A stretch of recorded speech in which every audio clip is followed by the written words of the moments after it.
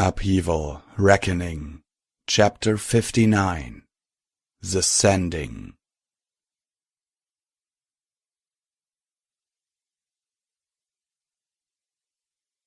Since he and his siblings first received them from their mother, Tirado had always wondered why the elements of harmony were so necessary. They were powerful without a doubt. Any fool could have noticed that.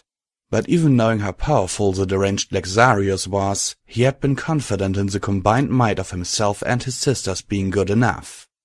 Even Celestia had thought so, and no pony believed in Lexarius more than his eldest sister. He had been the first to protest when their mother insisted that they bring the elements of harmony. The slightest bit of extra power felt like doubt. Bringing these powerful assassins was humiliating. But there was no swaying their mother. Divina Grazia held plenty of weight to throw around, but she rarely ever had to. She caught glimpses of possible futures, a talent rare even amongst the most powerful diviners within the herd. When she asked a pony, any pony, to do something, they were inclined to do it, knowing that there had to be some grand reason. So the royal siblings took the elements of harmony, not wanting to rely on them, but already resigned that they probably were going to be forced to. Tirado now looked at the bearers of the elements of harmony and wondered. Had his mother seen this far? Had she known that the elements would one day be passed on to Oceanus's children? That they would be the ray of hope in the midst of his abyss, perhaps the only way they could be saved from both his dark fate and the herd's paranoia? Had she seen this motley band of ponies, Celestia's stubborn scholar of a student, a farmer, a weather manager, a baker, a dressmaker, and some recluse who lived with animals as redemption for a wayward son's unwanted children? What had truly led to this moment? Was it their mother's wisdom or Black Rose's interference? Both? "Are we ready?" Tirado asked. As the strongest necromancer around, he would have to lead this sending. He was tired in more ways than one, and he didn't relish the idea of involving the elements of harmony in any necromantic ritual, but this had to be done. "We're ready," Twilight Sparkle replied. A faint glow surrounded her and her friends. They were exhausted too. That they still radiated the power of the elements of harmony was heartening. "As ready as we can be, I suppose." "This is crazy," Rainbow Dash muttered. "Next thing we know, Black Rose sitting on a throne and I've got another arrow in my cutie mark." The Sons had grouped up behind Black Rose, tending to their wounds as best they could. Their mistress, as confident as ever, stood just a few feet away from Tirado's side, already acting like his second without him having saying to say so. It felt so easy to lapse into their old habits. For both of them, apparently. Black Rose knew the part she had to play, but another important caster didn't. Tirado stared at Twilight Sparkle until she flinched. He was about to teach this filly to participate in a necromantic ritual. She had the talent for it, he could sense it. Celestia probably sensed that as well. No doubt this would eventually be a delightful breakfast topic with his eldest sister. "Would you like me to instruct her for you?" Black Rose whispered. "No," Tirado said. "It's my grave to dig. Tend to your thorns, Rose. If you have some piddling amount of energy left, give them a few healing spells. The cellist in particular looks ready to drop." He walked over to Twilight, who, for a moment, looked ready to defend herself. "Listen closely, Twilight Sparkle. You're about to get your first lesson in necromancy." Tirado wasn't expecting a master necromancer to emerge. He wasn't even going to cover all the basics. He just needed a useful enough participant out of the most magically talented out of the elements of harmony. Twilight Sparkle stood at the center of their formation. She was going to lead their concentrated effort and needed enough knowledge to participate. A sudden impromptu lesson on necromancy in the bowels of the abyss with both teacher and student at the end of their tethers was hardly the recipe for smooth learning, but as soon as he made his intention clear, Twilight Sparkle took to instruction with surprising ease. He was going to get nightmares from that gleam in her eyes when they got out of this later and she starts pestering him for more. The lesson, of course, was in life tap. The bearers likely didn't have enough strength to will their innate powers by their own might alone, but their very bodies and souls were infused with the power of harmony. Tapping into their life force would draw it out. Of course, any necromancer, no matter the skill, stupid enough to try to tamper with the element of harmony would be a cinder halfway through the process. The bearer of the element of magic would be the exception though. It already had a pull with the other elements. It could be done. It had to be done. Twilight Sparkle's curt nods were assuring. She learned an unfamiliar, dangerous school of magic quickly. That she looked eager to try was a little disconcerting. The formation was simple enough. Terrado, Black Rose, and Twilight Sparkle formed the points of a triangle within a pentagon formed by the rest of the elements of harmony. Before them was a yawning void that was the throne of Oceanus. More than ever, Terrado felt the eye of the firstborn on them. Oceanus watched lazily, perhaps mildly amused at the notion that they were going to attempt something to thwart him. Terrado raised his horn to start the ritual. Twilight Sparkle wasn't the only one with special connections. He had but to search briefly and he was able to feel the presence of his sisters, still maintaining the enchantments that kept the bearers alive in the abyss. Did they feel his too? Was Celestia already wary of the necromantic energy seeping from the array? What about Luna? Did his youngest sister know that Oceanus already watched them? Did both of them recognize his spell, or were they already assuming that it was the firstborn finally attacking? Life tap. It nearly jolted Terrado out of his concentration when he noticed that he and Twilight Sparkle cast the same spell. The other bearers had their eyes closed. When the element of magic's radiance enveloped theirs, each of them winced. That was the easy part, if there was any part of this sending that was going to be easy. The bearers were informed of what was going to happen and they were willing. Twilight Sparkle's biggest problem would be precision. Too little and the sending would fail, too much and her friends would turn into undead abominations before her eyes. At least she didn't have to worry about defenses. No such windfall for Terrado. His magic reached high above them, drawing power from the abyss itself to reach his two sisters. He searched for the necromantic array that allowed ponies to even get to this place. When he pinpointed its location, he now had to slowly approach. To him, they were soft, warm presences. There were two lights, one gold and one silver, seemingly at the corner of his eyes. To them, he was a black, nebulous mass of intrusive magic flowing out of the array and surrounding them. He must resemble Oceanus more than ever. Concentrate, you spineless colt, Terrado thought. You can feel as sorry as you want for yourself later when this is over. The approach was crucial. He willed his magic slowly, trying to make it seem that he was asking for permission. The power of the abyss would have overwhelmed them right away. He glanced to his fellow leads. Black Rose concentrated on weaving the building necromantic power, still confidently smiling. Twilight Sparkle glanced back at him nervously, her body becoming even more radiant. She had found the balance between getting as much power as possible and not sucking her friends dry, but time was also of the essence here. A lot of power was building up from various sources. Things would become too unstable if they took too long holding it. He reached out some more, bracing himself for a fierce defensive lash. The power of moonlight touched him first. Terrado would have breathed a sigh of relief at the first success, but there was an eagerness in that connection he found concerning. A portion of Luna's life force flowed through him and into the formation, a cool, calming blanket like a peaceful night. Luna was able to understand in a heartbeat. Or she was willing to give a portion of herself to the power of Abyss. Concentrate. That left the power of sunlight. Terrado hadn't even started to reach out when the pain of Celestia's doubts manifested like an unpleasant glare of light, piercing his eyelids while he was trying to get a few more minutes' sleep. Luna had to be assuring her at this point. This was their brother, reaching out to them for help, as he should have centuries ago. The minor glare only intensified.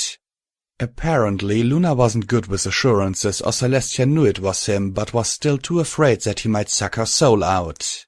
Memories of her recoiling when he came closer, that fateful fight above the ruins of the Temple of the Three, came unbidden.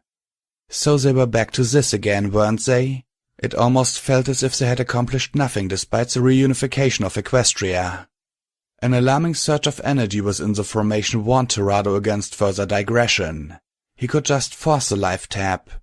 He could endure the flare of defensive magic, knowing that Celestia could not break the link without removing herself from the necromantic array that kept Twilight Sparkle and the others alive. He had to force it. He was out of time. Yet something still held him in that halfway point, hovering in the suspicious glare of the power of sunlight. Not quite burning, but far from comfortable. I'm not Oceanus! That was becoming a far too frequent assertion Torado had to make. The clinging, slimy adulation of the old kingdom's wretched souls disgusted and enraged him enough to tear into his own life force to break through, but that was nothing to this fear and suspicion. This was hardly new and stemmed from an old, frustrating sentiment from Celestia. He wasn't Oceanus. They were sons of Dominus and both gifted in necromancy, but he wasn't the firstborn. Yet each flinch Celestia made when he raised a hoof or approached her too suddenly seemed to point to that notion. He was getting tired of that connection. I am not Oceanus. Torado let the rage affect the life tab. His dark presence flared up. Even Luna's power of moonlight wavered at this surge. The others in the formation also flinched. He didn't care. He was only interested in one reaction at this moment. The power of sunlight's defensive posture hesitated and fluctuated. You understand, don't you? Torado thought. His sister didn't hear him, of course, but he wanted to speak his mind anyway. This is my rage. The firstborn never got angry. The firstborn would have never waited for your permission. You know who I am, eldest sister. The power of sunlight finally relented. A surge of warmth, painful and pleasant all at once, flooded Torado and the formation through him. The power of moonlight was calming and reassuring, the sublime dark of a peaceful night. The power of sunlight was dazzling and uplifting, a clear summer sky and a strong, favorable breeze, perfect for an all-out charge. With his sisters on board at last, Torado signaled his fellow conductors to move on the next part of the sending. Swirling lights surrounded the formation, the multicolored rays from the elements of harmony, the silvery glow of the power of moonlight, and the golden radiance of the power of sunlight. Torado's ears pricked as he glanced around. Something was shifting in the abyss. Oceanus's throne remained dormant. The others didn't seem to notice the shift, not even Black Rose, who was smiling at the sight of the power of sunlight and moonlight, nor Twilight Sparkle, who was concentrating heavily on not killing her friends. Power of sunlight, he muttered. Oceanus didn't like the sudden intrusion of Celestia's power into his realm, the same power of the pony that held him out of the herd to begin with. Perhaps he wasn't going to be so complacent now. The others flinched and perked their ears. They could feel the shift now as the very throne they were trying to move started to react. Pinkie Pie opened her mouth as if to say something, but Sable Steel glared her into silence. Things were moving smoothly now. As Torado had hoped, they had enough combined magical energy and enough skill with necromancy to get this thing out of Equestria. Little brother. Torado scowled. The others didn't hear Oceanus's voice, so it must be through thoughts that the firstborn was speaking to him. You may have this back. Torado failed to stop a sharp intake of breath. That was enough to alert his fellow conductors.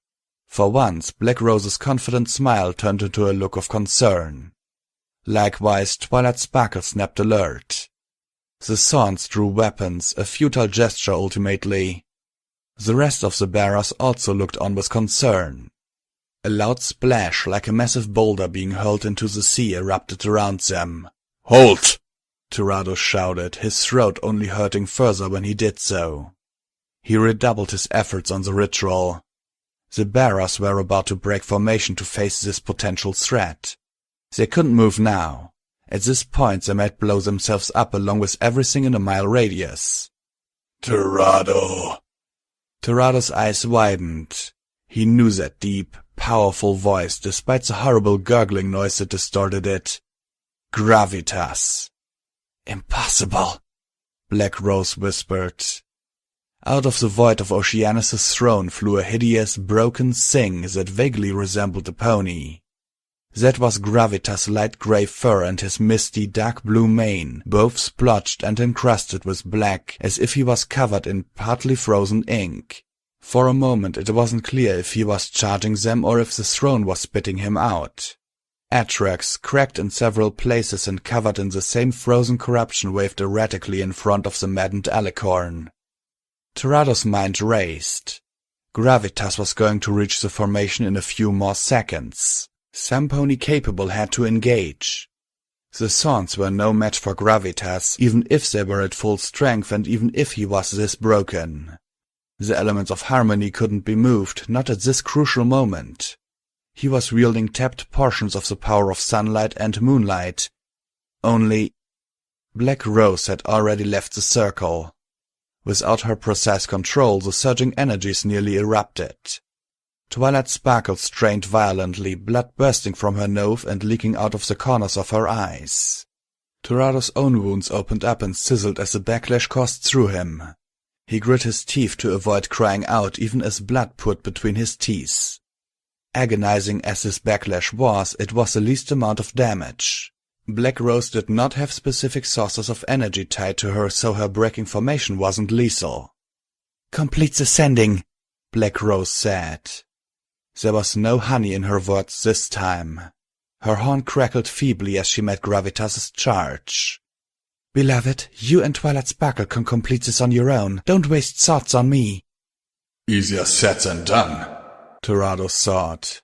He spat out a large glob of blood and refocused. Twilight Sparkle's legs were shaking, both from exhaustion and from fighting the urge to join the fray. The other bearers, though spared the damage from the sudden shift in the formation's power, also struggled to stay in place. The more exhausted ones, Fluttershy, Rarity, and Rainbow Dash, looked ready to faint. But they had to stay. His heart was acting, not just from the backlash either, but he had to stay put. "I overestimated you, Gravitas," Black Rose said. "I thought that you had been a worthy enough foe against Oceanus so that he would relish swallowing you." The broken body of Gravitas slowed to a hover. His neck had been wrenched to an unnatural angle and his lower jaw was barely attached to the rest of his face, but he still managed to speak. "Mortal," he gurgled. "You have toyed with powers beyond you. Sending the piece of your soul across the void of Vestibulum would be too lenient a fate." Black Rose wrinkled her nose. Despite his need to concentrate, Terado couldn't blame her. Gravitas was dripping some kind of filthy water. He smelled like a weak old corpse fished out of a stagnant pond. The icy blackness clinging to him looked like they were melting, but they didn't appear to be getting smaller. At this range it was easy to see that they were sprouting from within, like malignant, crystallized tumors. "Perhaps it is," Black Rose said, her voice steely. "But I'm not ready to float around in a void yet. I made a mistake depending on you, Gravitas. I do not like being reminded of mistakes." Her horn flashed as several bolts of white-hot fire flew at Gravitas. "Weak," Gravitas muttered. Terado snorted. That was a poor showing, all too revealing of Black Rose's weakened state. Even as Gravitas lifted Atrax for another strike, the cracks on it continued to spread. More of the blackened crystallizations crept out of the cracks and wept the same tainted liquid. It was a simple overhead strike that came after Black Rose, almost like a careless swat towards the bothersome gnat. A blast of energy flew past Atrax, missing the weapon by a mere inch and striking its wielder head-on. The angry and confused grunt from Gravitas as he flew back would be satisfying if the view of the explosion wasn't obscured by the cloud of blood that erupted from Black Rose. A dozen cuts had materialized around Black Rose's torso, the outward signs of excessive life tap. The strategy was so simplistic that it was almost laughable that Gravitas fell for it. Bait the enemy into carelessness with a poor showing and allow a follow-up with a powerful strike. Perhaps he was so prideful as to continue to look down on a pony who had already done so much damage to him. Perhaps the corruption had already destroyed his mind, turning him into a caricature of his very worst traits. Certainly his movements looked stiff and his focus appeared scattered. This was not the general who fought so valiantly during the Void Rift crisis or the First Rebellion. This was a partly digested remnant, some decayed wrench that Oceanus threw at them out of amusement. Particularly galling was that how easily they could all die here because of the Firstborn's leftovers. The explosion was no wave of evocation magic, however. When the light faded, a massive chain of gold and black energies had wound itself around Gravitas, its end connected to Black Rose's horn. The shadowy chain wasn't the only attack that came, however. A trio of swords flew in before the blast could dissipate, along with a barrage of darts and a couple of arrows. The Sons stood next to their mistress in a heartbeat. Your Highness! Twilight Sparkle's pained cry of a reminder brought Terrado back to the formation. The void was moving. It was hard to pinpoint how exactly he was sensing it, but he knew that there was a shift in the throne's position. Great arcs of brilliant white light flew towards the blackness, coursing across a massive sphere. Finally, they could make out some sort of form for the throne. It appeared as a perfect sphere, the size of which made them look like insects trying to crawl up a boulder. Was this how a throne was supposed to look like? Or was this just some outer shell? Your Highness, Twilight said through grit teeth. You need to lead. I don't know how to proceed with this ritual. Terrado desperately put Black Rose out of his mind. The last words coming from her direction he heard was from Sabersteel. I've got nothing to use against that Alicon mistress, Sabersteel said. So sacrifice my life first. No! Pinkie Pie cried out upon hearing this. For her distraction, an arc of the energy they were manipulating surged through her. She cried out, but even her pained scream was partly drowned out as crimson gushed out of her mouth, forming large globs that evaporated amidst the building power. It was a bad idea perhaps, or even an unforeseen event of Black Rose's part to have her sons become too involved with the elements of harmony, antagonize them, test them, yes, making them care, no. The sons were recruited to be ultimately expendable, but if Black Rose started using them as batteries now, the ritual may fail. The other bearers were glancing at the fight now. Their bond, which gave them their great strength, now threatened to destroy them. The surges of energy around the massive black sphere increased in both intensity and violence. A look of fear crossed Twilight Sparkle's face as an arc of raw power flew past their formation, missing only by a few feet and causing all of their fur to briefly stand on end. Rose. That was the last time Terrado allowed the mare to cross his mind.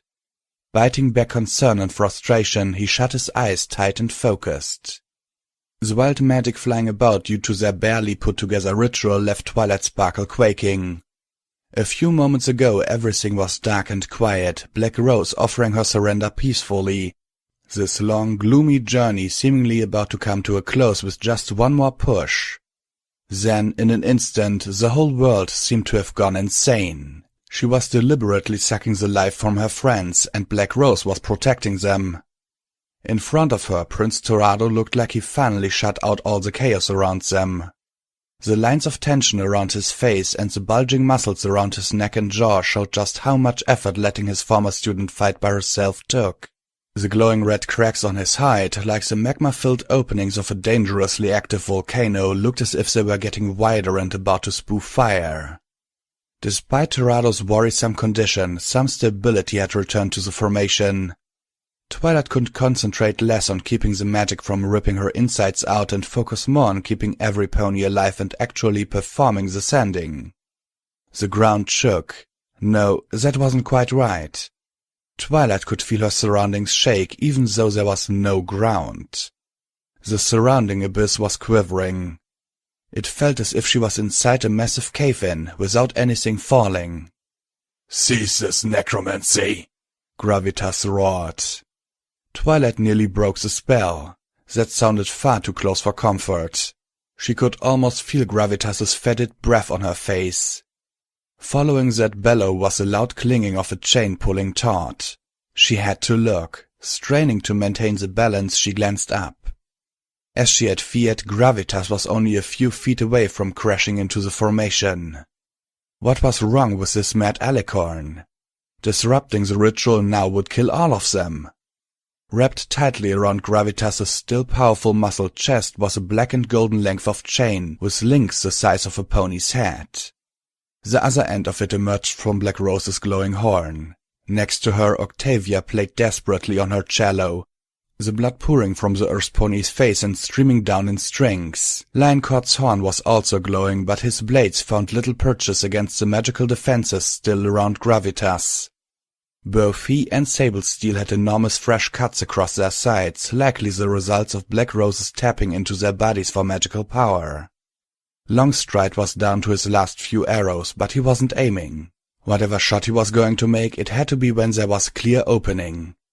"Perhaps this works to my advantage after all, Gravitas," Black Rose said. She tried to crack a smile, but there was no hiding the strain it took her to maintain the illusionary chains that bound her target. If she faltered now, the ritual was over. "Oceanus digesting you would have left nothing. Now there's proof that you mighty herd ponies are hardly any different from us against the corruption." "I am not corrupt," was the bellowing reply. The huge pillar that Gravitas used rose and slammed against the chain, only to snap like a brittle piece of old, decayed rubble. The blackened crystalline gunk all over the weapon exploded like so much fragile glass. "Mighty Atrox, nothing more than garbage," Black Rose cried out triumphantly. The blood that continued to form a cloud of crimson around her did not reinforce that sense of victory. Gravitas let out another deafening cry of rage and turned on Black Rose, his broken front hooves raised for a killing stomp. Sablesteel exploded into action, diving beneath the Alicorn and jabbing with both bladed front hooves. Her weapons met magical shields with a loud, reverberating clang. With a cry of frustration, she pulled back and stabbed even harder. A loud ping answered her redoubled efforts, and when she flew out of Gravitas's reach, her foreleg blades had disappeared. On his part, Gravitas did not slow in his attack, shrugging off the thorns like gnats. His hoofs found no purchase, however. Wounded and weakened as she was, Black Rose still showed nimble reflexes. No teleport spell brought her out of harm's way, but she jumped aside just as the hoofs were about to crush her. In an instant she was standing sideways, just a few feet from Gravitas's right, her horn still glowing with the illusionary chain spell. "What's the matter, brute?" Black Rose asked. "The silly mortal's giving you a hard time?" Blinded by rage, Gravitas moved away from the ritual and pursued Black Rose. With the formation temporarily saved, Twilight could again look to the sending. The immense powers of the elements of harmony swirled around her, bathing her in a soft light that banished the misery of the abyss far more completely than the raging flames she had summoned earlier. She should be used to this brilliance by now. She had seen it defeat Nightmare Moon twice and turn Discord back to stone. But it seemed different this time. Surrounded by the blackness of the abyss, the light pouring forth from the elements of harmony appeared even more glorious than Twilight remembered. This sending was more powerful than what they needed to bring down their previous foes. Just a few weeks ago, even a few days ago, Twilight would have never believed that they could bring out or require this much. Yet here they were. Her friends were exhausted and wounded. They occasionally glanced worriedly at the fight raging just a few feet away, but they mostly focused their assured gazes on Twilight. No pony showed any signs of flagging, despite the vast amounts of power and vitality that Twilight had already pulled from them. Not even Fluttershy, who was injured before they even headed to this place, and Pinkie Pie, who looked so lost back in the Barrier Lands. "We are stronger," she thought. "Whether it's from Black Rose's prodding or because we need to be more than ever, I know we're stronger." The black sphere shifted again and the abyss quivered. A faint groaning sound reminiscent of creaking, straining floorboards blew past them. As this thing moved, the darkness centered on it grew more unstable. Twilight smiled that, once it was expelled, this foulness close to Equestria's heart will be one great step closer to being completely mended. She remembered the horrible sensations back in Clover the Clever's last refuge. She would be glad to cleanse her home of all these dark remnants. "Mistress!" Sablesteel's cry jerked Twilight's attention back to the fight. The formation's energies shifted slightly, but she still had it under control. Tirado's total concentration held the magic steady enough to pick up any sudden slack. Twilight couldn't help but wonder how he could remain so stone-faced now with his former student and lover fighting desperately so close. Was it indifference that held him in place or complete faith? As for Black Rose, it was immediately clear why Sablesteel had cried out in concern. Her chain still held, but her right foreleg dangled uselessly, clearly broken in several places. A small chart of bone appeared to be sticking out of one of her wounds there. Your taunts fall silent, I see, Gravitas gurgled. You realize now how you've bitten off more than your entire tainted race could hope to chew. You're not celebrating because you hit me, are you, Gravitas? Black Rose asked between pants. I didn't realize how small your goals have become. I have only ever had one goal. Gravitas's voice struggled past his labored wheezing. To protect my kind. In this one thing, you deluded paranoid fool, we have something in common, Black Rose said. She raised her head weakly, pulling on the chain and dragging Gravitas back for a foot. She held the end of the chain attached to her horn towards the coruscating orb. After a few seconds, it appeared as if the end had simply stopped in mid-air. Without Black Rose's constant magical feeding, however, the spell started to wane. For what it's worth, this victory will aid both the herd and Equestria. Liar! Even as Gravitas bellowed, the tremors grew even more violent. Even maintaining footing proved difficult. Twilight could sense a powerful gate opening, an anomaly for the school of necromancy as was their transport here. She could feel the tremendous pressure within her starting to grow as the ritual demanded more from its participants.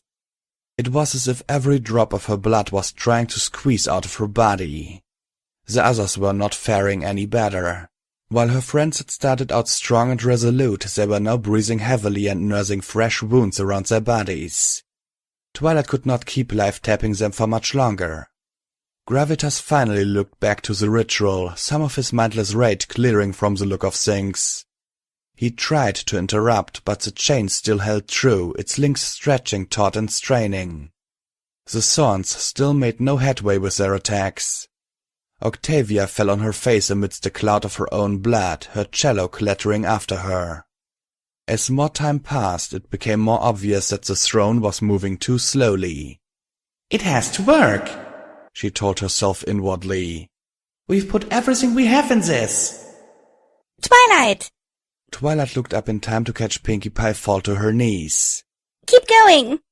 Pinkie Pie said. Her lips quivered in some futile attempt to give a reassuring smile. We're almost there, right?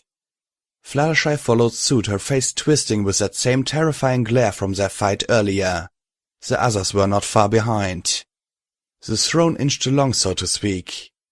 Twilight could not see any actual difference they were making amidst the chaotic surges across that massive sphere. All she had was an instinctive sense of how the ritual was going. Then, whatever sense of movement Twilight could feel from the throne lurched to a stop. She gasped sharply and looked towards Tirado. He remained stone-faced and unmoving, but the beads of sweat forming around him told much. As if he sensed her gaze, he opened his eyes and spoke in a strained, grim voice. We need more. One final push. Twilight's chest tightened. They didn't have more. Not without some pony dying. She cursed under her breath. If only they didn't spend so much strength against the 6 companions. She looked around her desperately. Where else could they get more? Black Rose landed at the center of the formation, right next to Twilight. We've made it, haven't we? She asked. One more little nudge to seal the deal and we all know what that's going to be. Rose! Tirado growled. He winced from the effort, blood pouring from his nostrils. If you die here, you will die within his influence, and one life won't be enough, not even yours. Oh, but I do have more than just my life to give, don't I? Black Rose said. She held out her left hoof, forming a knife of pure void, the same knife that she had used on Princess Celestia. Have you forgotten the countless lives I absorbed to maintain my longevity? You must have, beloved, or you would have leached it out of me with your void spears. Upon my destruction, the power stored by their sacrifices will be released with one final burst of magic. Rose, no. We'll part ways for another short while, beloved. If I am taken... Black Rose's voice faltered. For a moment she looked ready to change her mind. Her lips pressed tightly, her eyes looked distant into a fate that seemed so terrible. Those soft grey eyes were suddenly liquid with fear for that moment. After that, they calmed into resignation. Then you have only further incentive to free all those trapped by Oceanus in his true realm. Rose! The void knife plunged into Black Rose's chest and a fountain of light erupted from her, joining the still swirling energies that linked the formation and the sphere. Twilight Sparkle! She called out, her voice already faint and distant. When Twilight looked at her, she smiled weakly. Thank you. It was as if Black Rose had been made up of fragile charcoal, slowly crumbling away as the fountain of light from her intensified. The serene smile never left her face as the last vestiges of her disintegrated. Gravitas bellowed in the background, still stuck to the throne as the sending completed. Twilight could only stare. She didn't even need to focus on the ritual, the final push ensured its success. Little brother. Twilight froze. That voice. She shuddered at the deep, silky voice of such a powerful stallion. Where had the wonderful sound come from? Was that... She shook her head. What was she babbling about in her mind? Wonderful? This was the monster that the old kingdom was dedicated to. I shall let you keep whatever it is that you tried to protect with this sending, but this one, I shall be keeping this one. Oceanus. Terado's jaw clenched tightly as he struck the abyss with a cracked hoof. He shut his eyes as a trickle of tears started to escape them. His voice cracked when he spoke. You have no right to have her. I swear! I swear! There was no answer. A flash of light seared away everything, forcing Twilight to shut her eyes tightly. The sheer silence that followed left her giddy. There was no explosion, no final rumblings, or even cries from Gravitas being dragged away with the throne or her friends being hurt. The blackness of the abyss seemed thicker than ever. A few seconds passed and Twilight realized that it was their personal radiance that had dimmed. Not only that, the inner pressure from before was replaced by a crushing sensation all around her. It felt as if she was trapped in a slowly shrinking room of flesh. What? Her voice was husky and raw. She could feel blood at the back of her throat. What happened? Did we win? That awful thing is gone, Rarity whispered, her own voice almost gone as well. We succeeded. Then we're going home, right? Pinkie Pie asked. She winced when she tried to raise her voice above a whisper. We can finally leave this place? There's no leaving this place, Terado said. They all looked at him. He sat, staring at the center of the formation where Black Rose had been. We had paid so much to complete the sending. My sisters do not have the strength to call any of us back through the necromantic array. Without the throne, this portion of the abyss is collapsing on itself. We're lucky none of us will die in his influence with his throne gone. What are you saying? Applejack asked. What's going to happen to us? I'm saying that you should make your peace with this world, Applejack, Terado said. It's over.